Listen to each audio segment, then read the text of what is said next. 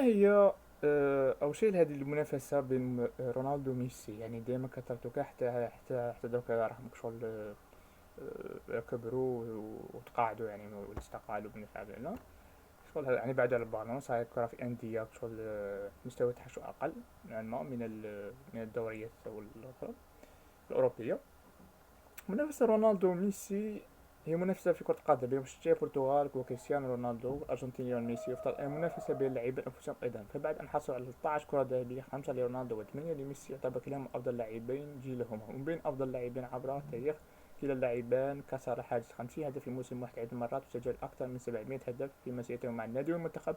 كما أنهم أيضا اللاعبان الوحيدان الذين سجل هاتريك 8 مرات في دوري أبطال أوروبا. الصحفيون والنقاد المشجعين في جدل دائم حول المزايا الفردية لكل منهم، بمحاولة لتحديد من يعتقد أنه أفضل لاعب كرة قدم في الوقت الحالي. وشبهت مقالته ببعضهم كمقالة محمد علي وجو فريزر في الملاكمة، ومنافسة بيورن بورغ وجون ماكنارو في التنس، ومنافسة ايرتون سينا والين بروست في فورمولا 1 السيارات.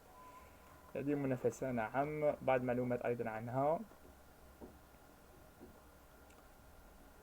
خلفية كريستيانو رونالدو وكريستيانو رونالدو دوس سانتوس افييرو، من مواليد 5 فبراير 1985. معروف بكريستيانو رونالدو، هو لاعب كرة قدم برتغالي، لعب كمهاجم على النصف في دوري المحترفين السعودي، وهو حاليا قائد منتخب البرتغال كرة القدم، وهداف تاريخي لكل من منتخب بلاده وناديه السابق ريال مدريد. يعتبر رونالدو حسب كثير وبناء على كثير من الاستفتاءات أحد أفضل اللاعبين في جيله، بل وحتى في تاريخ لعبة كرة القدم. وقد اختار الاتحاد البرتغالي كرة القدم أفضل لاعب في تاريخ البرتغال مطلع عام 2015، وهو أكثر من سجل يعني أهدافا منذ بداية القرن الحادي والعشرين.